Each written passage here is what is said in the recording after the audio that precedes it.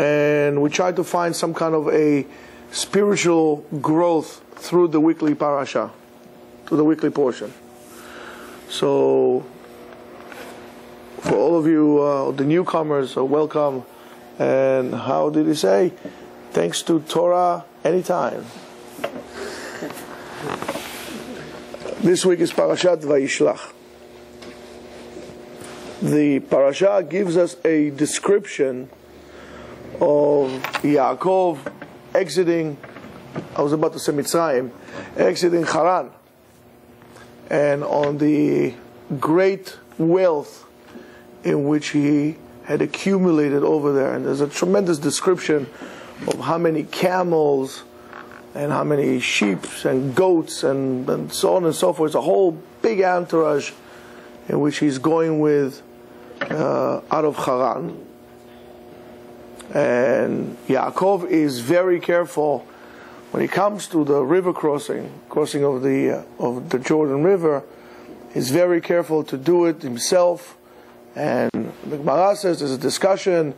Some even said he even made himself into a human bridge in which everybody crossed that thing, and they did it 3 times. Yaakov was doing it 3 times. That passage is called Ma'avar Yavok. After he did that, all of a sudden Yaakov realizes that he left some tin cans on the other side of the bank. Everybody crosses over, everybody's safe. All of a sudden Yaakov looks around and says, my goodness, I left some cans over there. And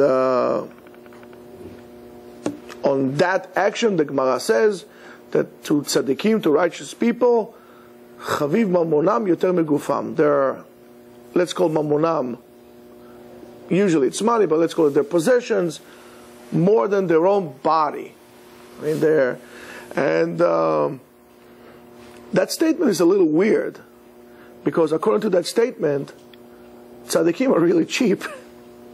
They're like almost like hobbits or whatever you call those Scrooges. That they just collect and they don't want to hurt us, and they don't want to let go of anything, and so on and so forth. And not only, it's weird. Not only because of the statement that it refers to their willingness to have possession, also the fact that they would be considering that their body is less of an importance than some material possessions. It's negligence.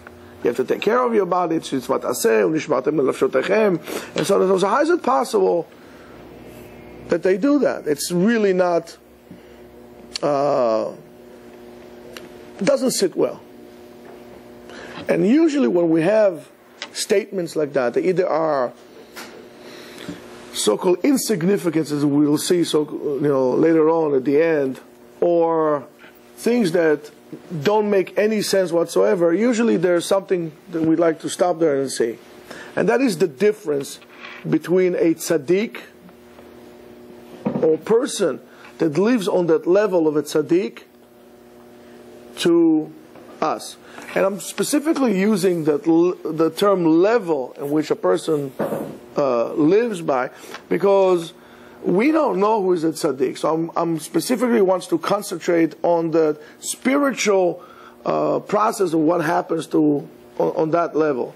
So the tzaddikim, ve'amach kulam tzaddikim, all Am Yisrael are tzaddikim, but we all tzaddikim and akol tov v'yafeh, and they're all beautiful. But there are people who live on a different realm that we do. They have a different state of being, different state of awareness. And according to what Chachamim tells us, a person that lives at that level, or that spiritual level, very quickly it comes to the realization that everything that you achieve in this world, everything, is really not yours. Nothing is yours. Nothing is yours in terms of your possessions, and nothing is yours in terms of your abilities. Those abilities, these talents were given to you. You did not generate them because we are not able, without getting into the Kabbalistic issues of that, we are not able to generate anything from ourselves. Everything is second-hand to us. And that's a given. So with a person, they realize that, and they realize that everything was given to them, it's on a loan. Everything that you have is on a loan.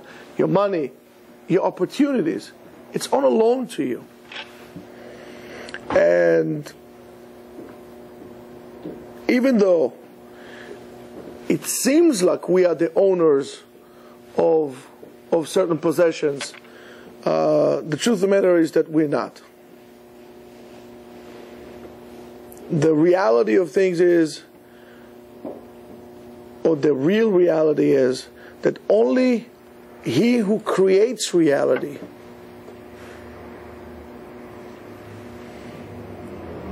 is the one who created the reality to give us the thing. We are not able to create reality. Reality is only a factor when God is present.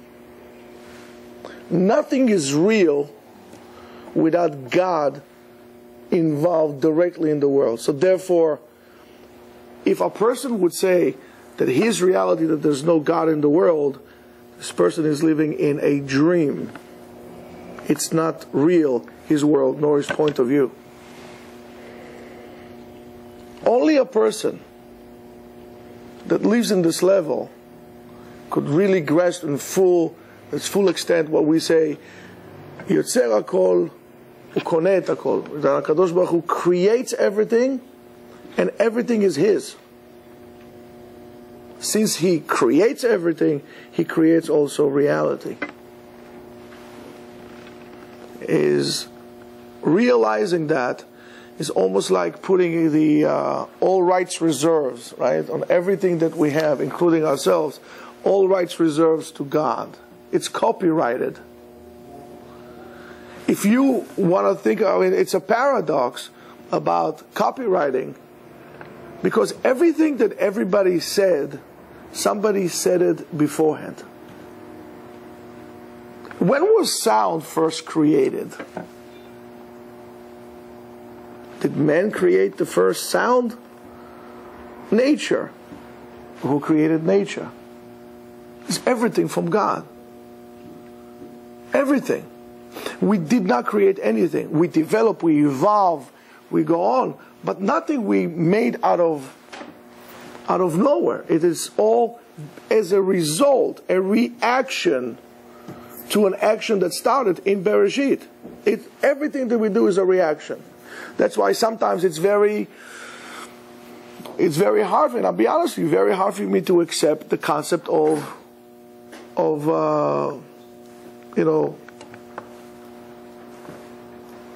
all rights reserved, copywriting. Truthfully, if we look for example, at music, right? So you could say that, let's say, argument's sake, the Beatles influenced modern music, that were influenced by Chuck Berry, that was influenced by this one, that was influenced by Beethoven, that was influenced, there's no end, all the way to who? The first musician? And who gave him the ability to create music? It's all an evolvement, it's a reaction. So you need to understand that. And HaKadosh Baruch Hu gave us everything. And since He gave us that, He gave us our wealth, and He gave us exactly what we need. And our job, and that's what the tzaddik awareness is. Aaron, close the door. The tzaddik awareness is that I'm just keeping it for Him. HaKadosh Baruch Hu gave me something, and I'm a messenger. I'm doing my job, and my job is to keep it. And as much as, and this is going to be parallel internally and externally, spiritually and materialistically speaking, it's all the same. If I let you something, if HaKadosh Baruch Hu, for example, gave me the zchut to have something, I need to take care of it. Not just to destroy things, Now, whether it's going to be even the planet, we need to take care of it. We are not the last people to live here. It is our obligation to keep it and to hand it over to our children. So is our neshama. Our neshama, our soul, was given to us in a certain sense of purity, and we, in return, need to be able to give it back in such a state that it would be able to attach itself to its source when the time arrives. Are we doing that? Are we aware at all that we need to maintain our neshama, to do neshama maintenance, to change the oil, and so on and so forth? And it's amazing. One way to maintain your neshama in good terms is never to get disconnected from its source. When you are completely, all the time, connected, there is a better chance that you'll be able to return it in a acceptable condition. The problem is when we disconnect. And therefore, Yaakov understands that concept. And he teaches us a tremendous lesson. He teaches the lesson that it is not mine, and I'm just a messenger. And since I'm just a messenger, who am I to decide that those 10 tin cans that were in the back are not important? HaKadosh Baruch Hu gave them to me. It's not mine. I was giving them to keeps, for to take care of, not for keeps forever. It's not mine. Therefore, what gives me the right to leave them behind? What gives me the right to leave it behind? Maybe, so-called, the person or that entity that gave me those things maybe the value of it is not really there, but there is something else. There's a sentimental value. And sentimental value is much greater than monetary value. So how do I know what's the connection of the owner, the original owner, to those items? Therefore, Yaakov Avinu teaches us something which is very important.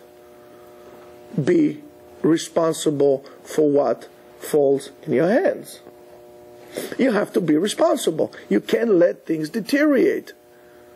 And it doesn't make a difference what it will be. It will be a relationship you cannot let deteriorate, because guess what? Something had happened in the heavenly domains that the whole world went into, whatever it did, it went through from creation, that these two individuals would meet. If you think about it, the whole world was created, and everything in the world that happened had to happen so we can sit here together and talk to each other today, now. If this is your attitude, you're going to make sure to make the best out of it. If you're going to realize that HaKadosh Baruch Hu did what He did from the beginning of time until today, that you would meet your spouse, you're going to be very responsible of what is happening there. Therefore, whatever else is not important. Because the whole world was put into motion just because of that. And we have to be very responsible for that. So Yaakov is teaching us a tremendous responsibility. Like many times we say, there's a concept, we don't leave a soldier behind. We don't leave wounded men. We don't leave, chas v'shalom, dead men. We don't leave anybody behind us in the battlefield. No one. We make sure that everybody comes back. Why? Because we then realize the importance of every individual soldier. That particular soldier might have been a cook, and you are a super commando. But at that moment, you realize that that man, being as quote-unquote insignificant as society would like him to be, is also a son, is somebody's son. He might be somebody else's father. He might be somebody else's husband. As much as you are somebody else's son, and somebody else says husband, and somebody else says father. We're all important. So as much as you don't leave anybody behind because you realize the importance, so is here. Yaakov is going back and says, HaKadosh Baruch Hu gave me that belongs to me, and we'll see exactly what his greatest obsession, so-called, with that. And he goes and brings him back. And it's not an issue for him. And if we only had the same attitude when it comes to each other, there would not be even one Jew that would be left alone. And it bothers me sometimes to no end when I know there is a Shabbat, or it's a Chag, or it's a Wednesday,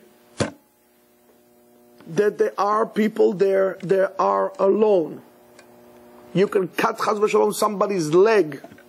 It won't be as horrific as being alone. The greatest punishment that a person can have is to be alone, lonely. Nobody cares about him. There are people who are more societally oriented and so on and so forth. There are those people who do better work in groups, and some people operate better as individuals, and there are people who do both. But that's not being alone. Being alone means nobody cares about you. And you know what's worse from not caring? Pretending to care and really not caring. That's even worse. And it all comes from our lack of responsibility for whatever comes our way. Objects, relationships, people. Irresponsible.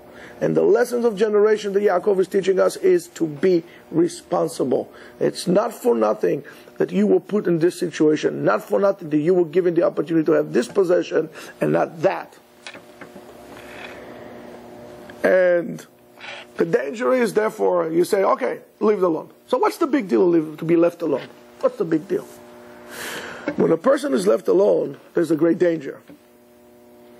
And the danger is more spiritual than physical.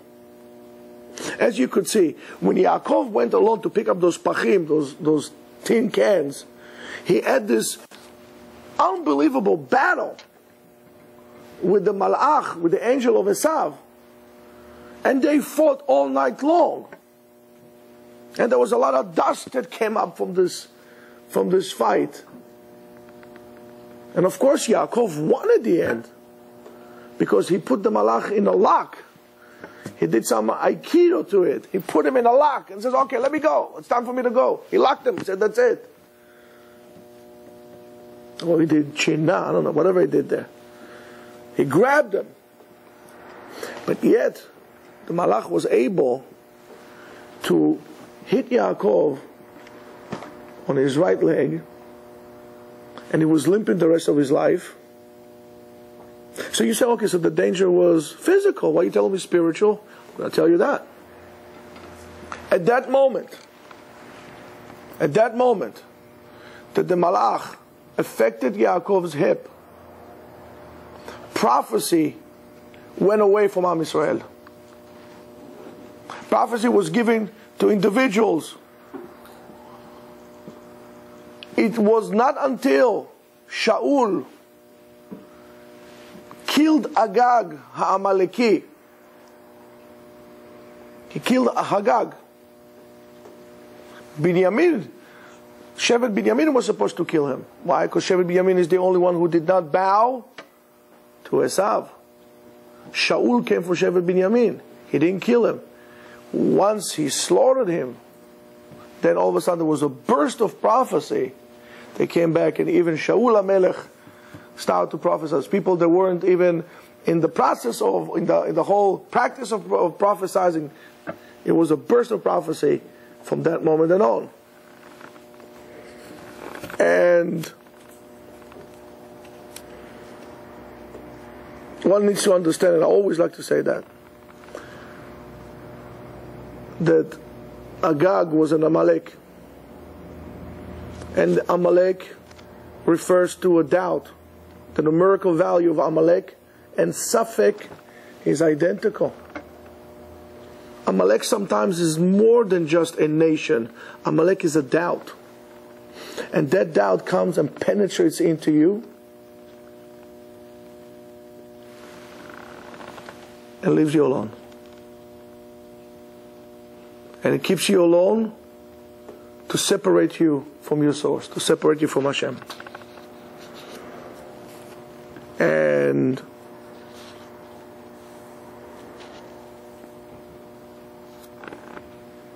if we're going to come to realize that every time we have a doubt, our strength is weakened. It affects as much as we have a physical immune system, there is a spiritual immune system. Safek, doubts, will eat you like cancer and will put you apart. And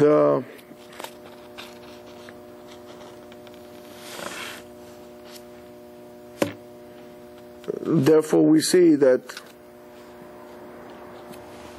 only when you realize and you reach this level that you come to realize that everything, akol over min haolam, everything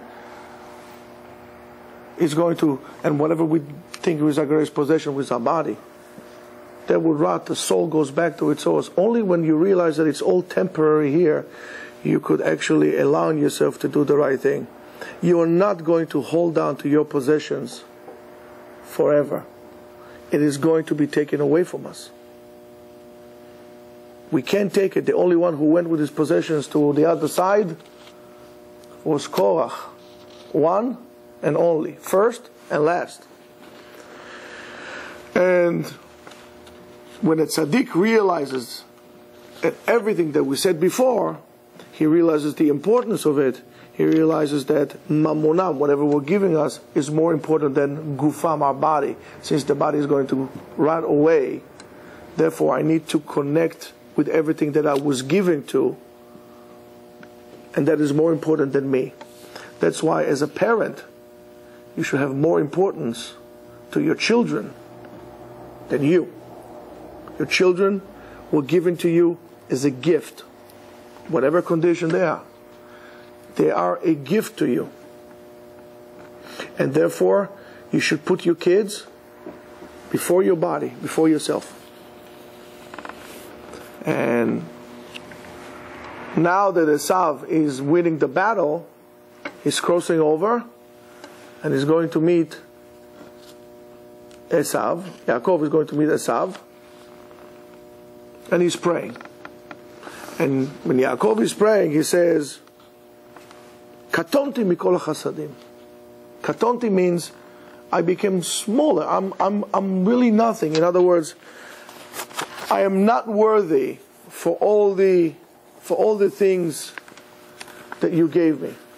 What I got, I didn't receive, or what I received from God, I didn't receive because I deserve it or because I earn it.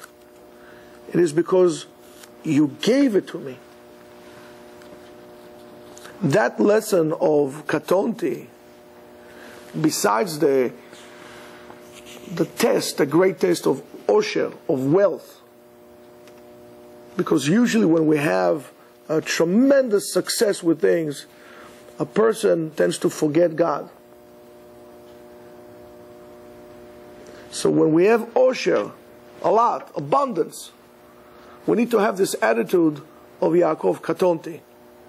And Katonti is the complete opposite of a different concept. Katonti brings me closer to Hashem. He gave it to me because He wanted me to have it. Not because I earned it, not because I'm a partner of God. We're partners. We're not partners.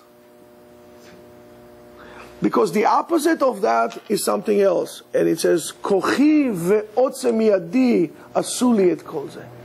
My power, my might, my ability, asu, this made it for me. The situation that I'm here, that I'm strong, that I'm wealthy, that I'm powerful, is not because of no God. It's because I work hard. But you need to understand one thing. The word asu in Hebrew is ayin, sin, and vav. If we take the nikud, the punctuation out, asu, And Esav could be written the same way. Kochi ve'otzem yadi, this is the attitude of Esav. I did it. I deserve it. I'm strong. I'm coming with 400 men. Yaakov comes, katonti. I'm humbled. And it's complete opposites. And therefore, Esav disconnects himself from HaKadosh Baruch Hu. When he said, his attitude sounded, why do I need this whole thing? Take it. Yaakov understands that he's only the receiving vessel. And as such, he does not disconnect from HaKadosh Baruch Hu. He stays complete. When you stay complete, you can fight even with a malach. When Yaakov says, B'makli avarti et hayarden, with my stake, he indicates to us that both going there and coming back, he had nothing to do with everything that you see. Everything that I got is from Hashem. So when you come to realize this, it'll be easier for you to, for example, perform tzedakah, to give away from you. Because HaKadosh Baruch Hu is doing a chesed for you. He gave you that quarter so you can reach into your pocket and give it to somebody else. What do you care to give tzedakah? There are people who don't want to give tzedakah. What do you care to give tzedakah? I mean, it's not yours to begin with. So you take from HaKadosh Baruch Hu's pocket, from this pocket, you put it in that pocket. He gave it to you, you gave it to him. It's not his, it's not mine. So what's the problem giving him? And so is to talents. If I have a talent, I'm good at something. What's the problem of sharing my talent with somebody? That's the shlemut, sharing. But we don't realize this, we have a problem. And here comes the Kabbalah. The Kabbalah says like this, and that's, by the way, in this week's Parashat, we have all the alufim, aluf Edom, aluf this, all the champions of Edom. According to the Kabbalah, this is the deepest secret of Kabbalah. The whole Kabbalah stems from that. The Ari says the following. When so-called the holy vessels had shattered of those alufim, those were actually vessels that the light of HaKadosh Baruch Hu was too great for them to carry, and therefore it was too great for them to carry, they shattered. Like, for example, if you put hot liquid into a freezing glass, it would shatter. So it's like this. And the holy sparks had spread all over the place. And when a person is born to this world, you asked me before, what's the meaning of life? Is to collect all those vessels, all those little sparks that connected to your neshama and spread out all over the world. And what do I do with it? Now, what happened to this according to Kabbalah? The holy sparks were immersed, one way or another, depends on the velocity, into klipa, into a husk. And my job is to purify it. And how do I purify it? I make a mitzvah.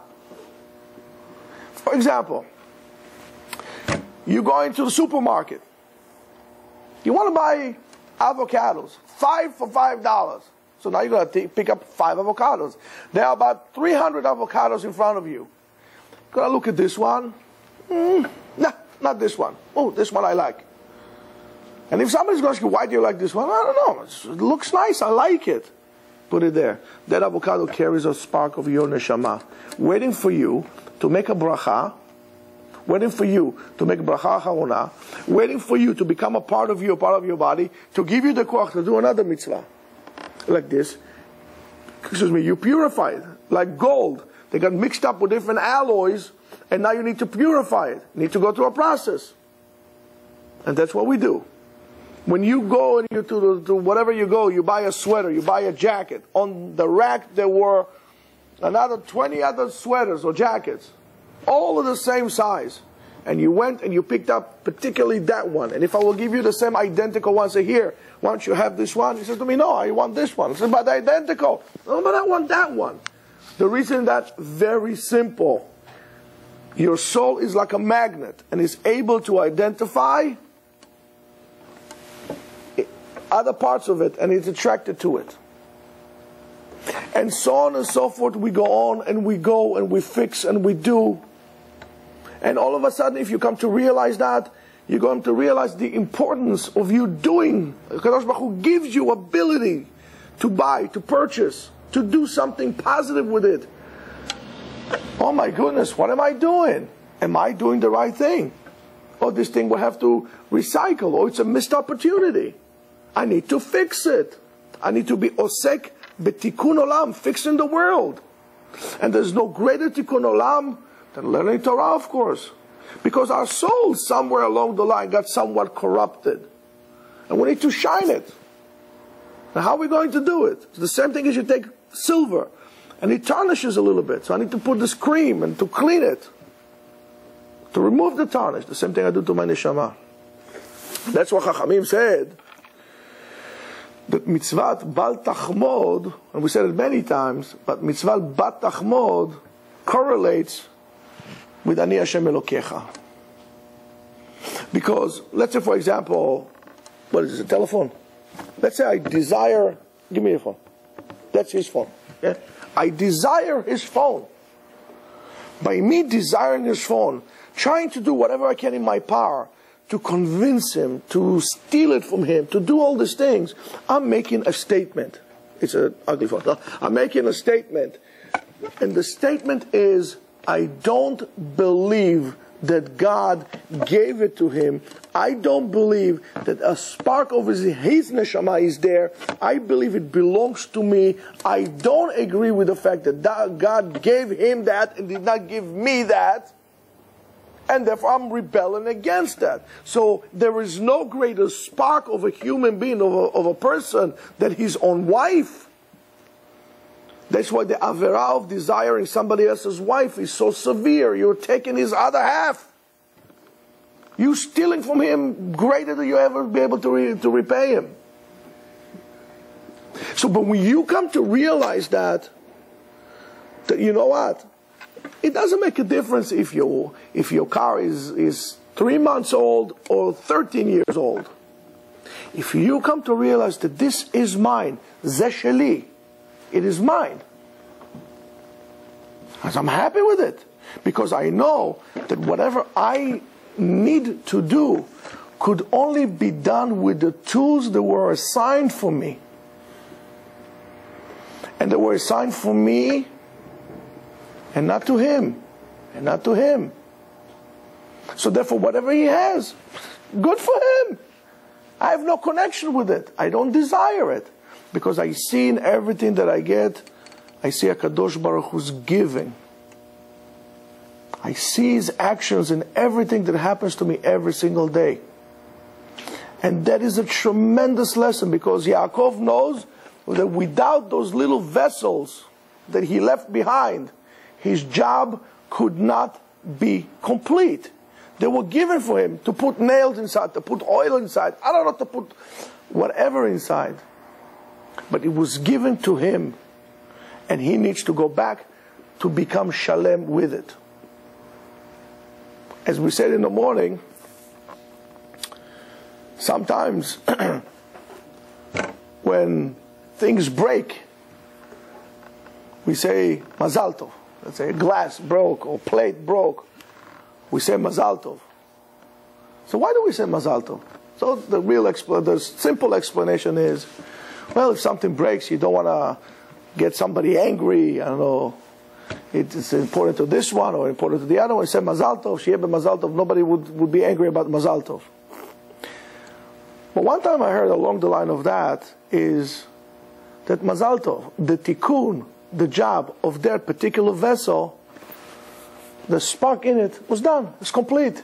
And now there's no purpose for it anymore. And it simply broke. Because what holds it together is that spark. You did whatever you need to do with it. The cup that you love so much and all of a sudden broke into your hand. Guess what? You made enough brachot in it. The tikkun was complete. It's very hard sometimes to accept that when you have this beloved cup of yours. But guess what? The neshama went out of it. The holy spark went out of it. The thing is done. Let's move on. This is a tremendous, tremendous lesson.